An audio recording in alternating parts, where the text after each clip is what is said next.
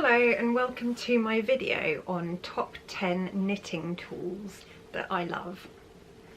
I'm just going to go through a few little handy things that I use all the time, excluding needles and wool of course, and patterns. So let me start off with storage. First of all, one of my favourite things that I use, and you can hear it making a bit of noise, is this Knitpro circular needle protector. So this is just kind of a metal tube and there's a section at the end. So these are my higher sharps. I just pop them through into here and they hold in for my project not to fall off the needles, but also to protect the needles themselves. So if you were using wooden ones, you might want to use this to protect them and stop them from getting damaged in a bag. These are made by Knitpro, and I bought mine off the Woolstack website. I'll put some links down below in the description box just to go through the places that I get these from. And it's overall proved to be really great.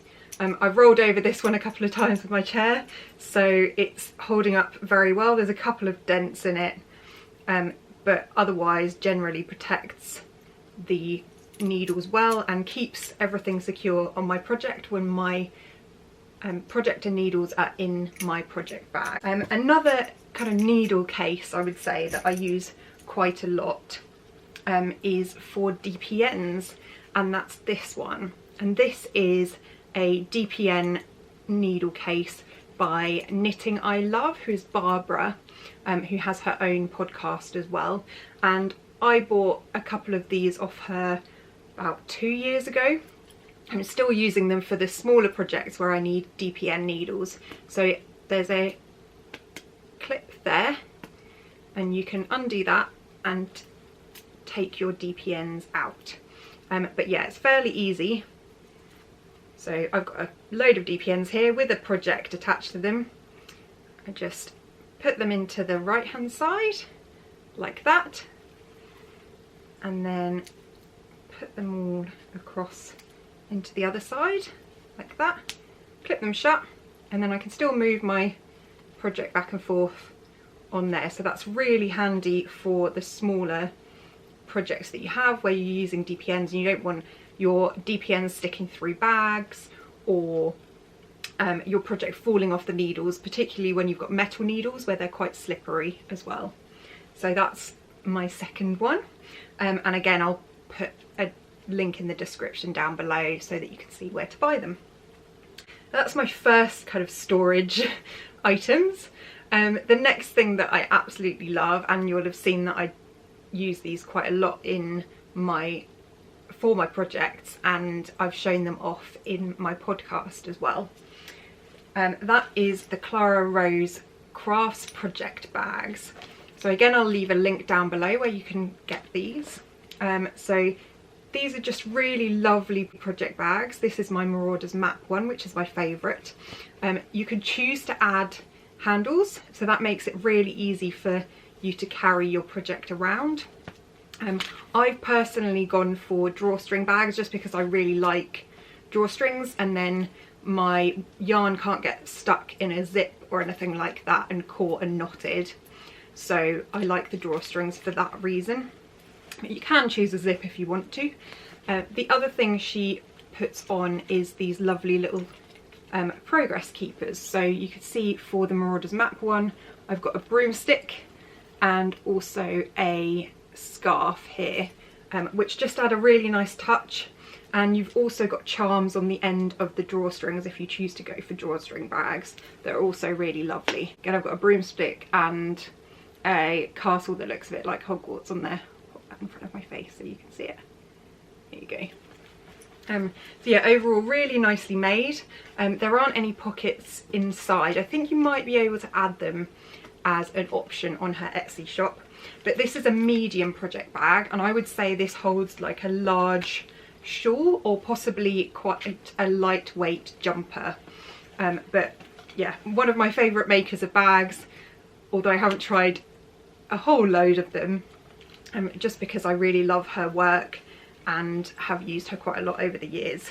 So yeah, really love that for storing my projects. I also hang my projects on the curtain rails in my lounge, so it's really nice to be able to just kind of have them as a design feature as well, using the handles.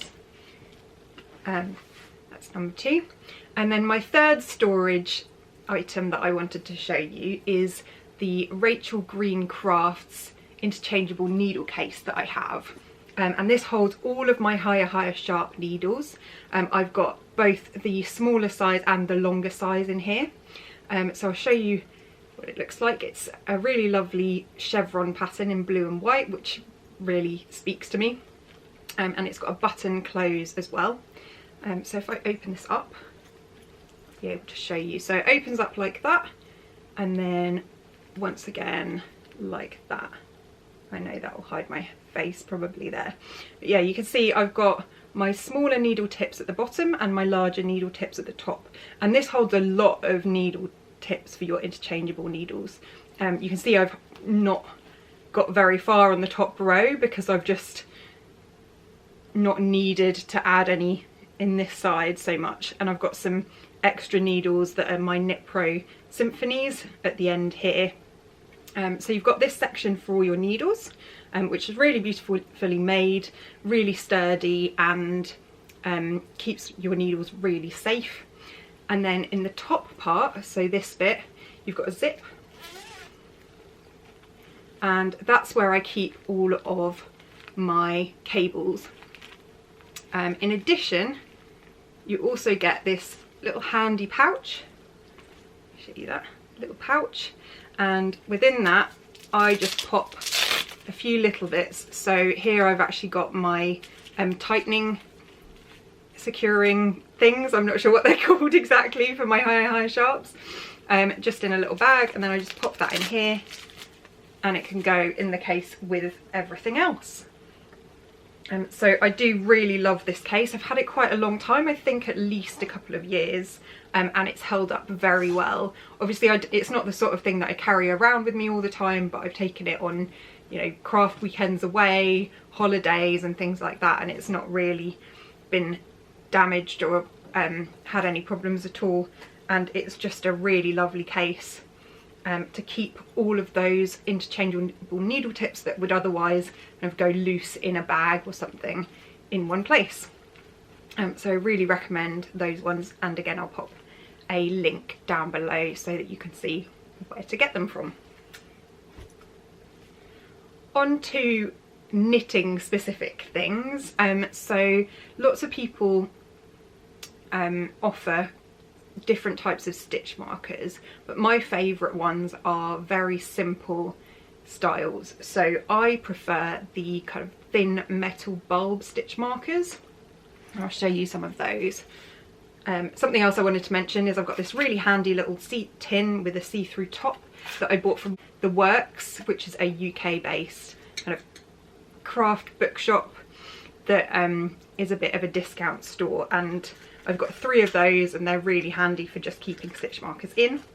But back to the point, so I use these, there you go, really fine little bulb stitch markers, and they do unclip, so they are actually kind of safety pin like. But the reason I like these is because they're really light, so they don't pull on your knitting at all. They're also movable, so unlike the ones that are solid rings, you can undo it and attach it again without damaging any of your work or having to move all of your stitches off a needle and back on. And they just work really, really well. You get loads of different colours in a pack, and again, show you where you can buy those in the description box down below. I've picked out a few of the colours here to show you, so I'm not sure if you can see that. Let's see. There we go, hiding my face a bit. So I've got a pink one, a blue one and an orange one, and it's just really nice to have different colours so that you can actually separate out your knitting in certain ways. So for example, I'm doing a project at the moment where I've got markers X and markers Y. So that means I can use, for example, 2 blue ones as X and 2 pink ones as Y, which makes it really easy to use those stitch markers and mark your work. Another tool that I use whilst knitting is my tape measure bracelet, and that's this one here. I'll just take it off and show you. It's got centimetres and inches, and this one in particular is about 37 centimetres long, which is 15 inches. So I've got quite small wrists, so I need a smaller one than a lot of people do. And this is just really handy to have around your wrist so that you can use it whenever you need to measure your knitting work. This one's made by Crossover Industries, and I bought it from Tribe Yarns. I also think it's a really nice kind of styled bracelet. It's in leather, so it's really soft and it looks really attractive, so it doesn't look like, you know, you've actually put a tape measure around your wrist as an accessory. So I really enjoy wearing that, and I think it looks great. It comes in a tin, and it's made in Portland, Oregon, this one. Here you go, wrist ruler, by Crossover Industries. So they are quite pricey, I would say, compared to a normal tape measure, but I think it's worth it just to have a bit of a fashion accessory and something that's easily accessible wherever you are. It's on your wrist, it stays there, and you're not going to lose it very easily. The third thing I wanted to talk about is my ring stitch counters. So I have several of these in different colours, but essentially this is what they look like. This is my black one. These are so useful for counting stitches as you're going around a project. So it fits on your finger like that. Hopefully you can see that. There you go. And you just press the button every time you get to the point that you need to. So you just pressing, and then you've got a reset button here, just to the right hand side of the main button. They fit really easily on any size finger, so they've got different levels on the back, and they come in all sorts of different colours. I bought mine from Woolstack, but I've bought several over the years, so I've got 4 different colours: a black one, a red one that's still in its packaging, a yellow one, and a blue one. And one of the things that annoys me a little bit about them is that you can't choose your colours on Woolstack. I'm not sure if you can elsewhere. So a couple of times I've ordered 2 and ended up with the same colour twice, which is a little bit annoying because I like to pair the stitch counters with projects. So I have one in a project bag that goes with it, and I don't want to risk getting things mixed up. But I've done a couple of trades to be able to end up with 4 different colours. So that's really nice to have the different colours relating to the different projects.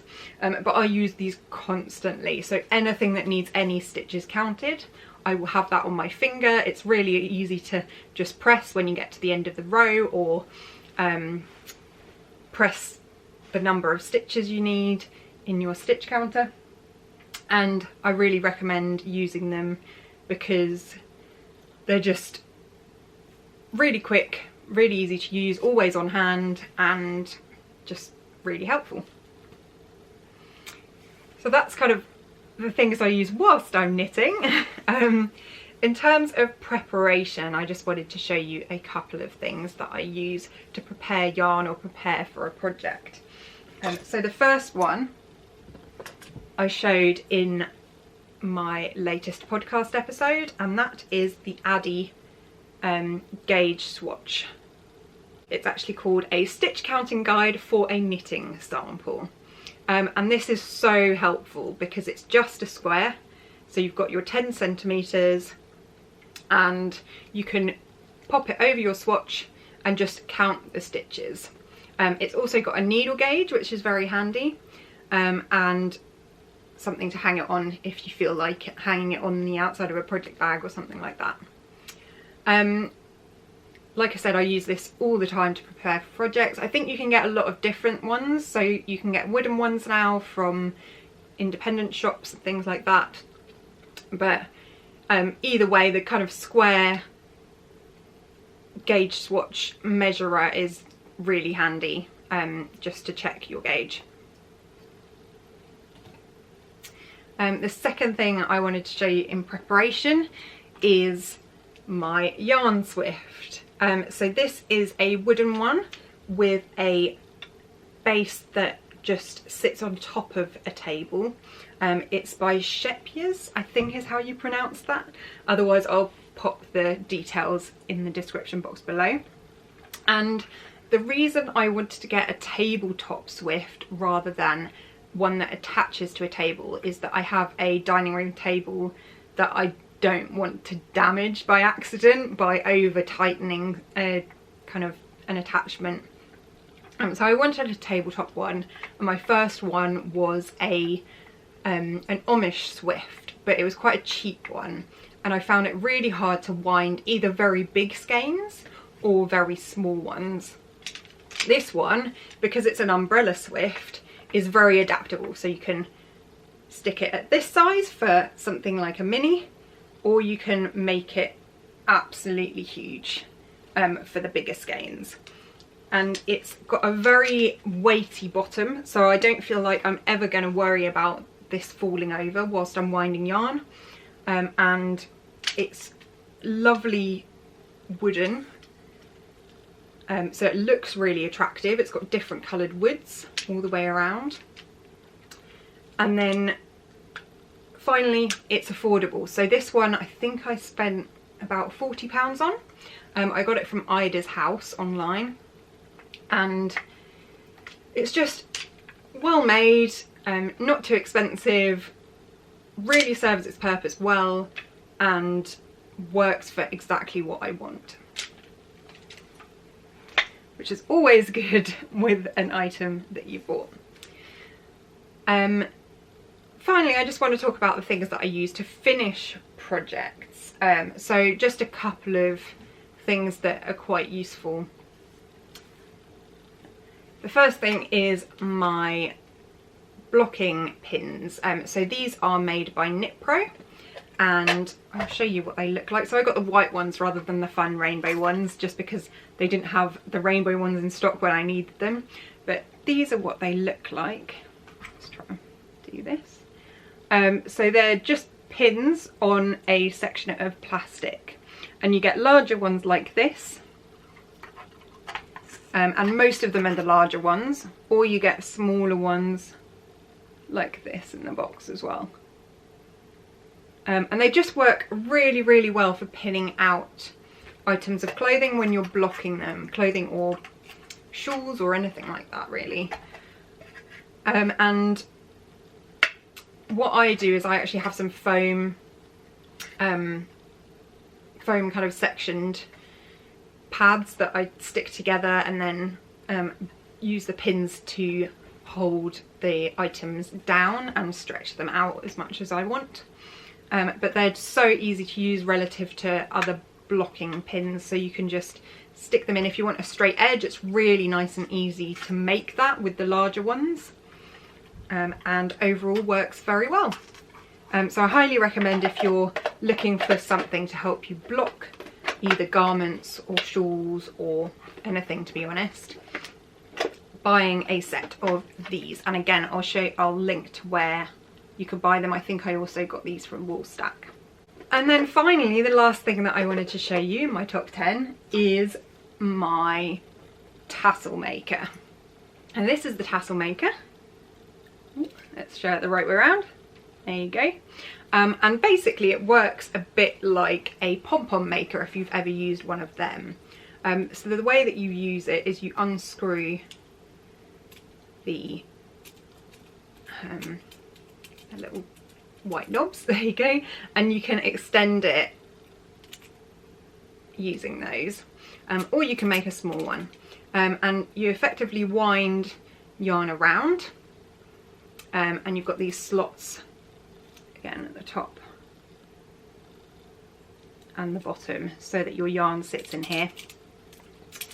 You tie it across in the centre, and then you cut at the top and the bottom, and you flip all of that yarn in one direction. Then tie it off, and you've got a nice tassel that you can attach to a project. I'm getting really into my tassels at the moment. I added one to my Festival of Stitches shawl recently, and I'm finding this very useful for making neat tassels because they're quite tricky actually to make without any kind of tool to keep everything the correct length.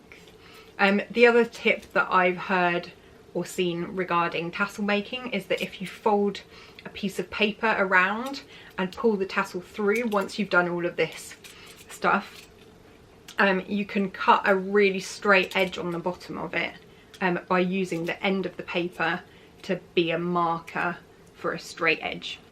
So that's everything I wanted to show you for today. I hope this has been useful.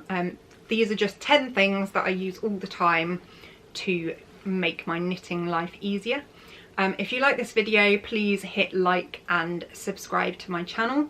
I also do regular podcasts which are in the A Little Crafting podcast section, and I'm hoping to do a few more of these little reviews or guides going forward every other week.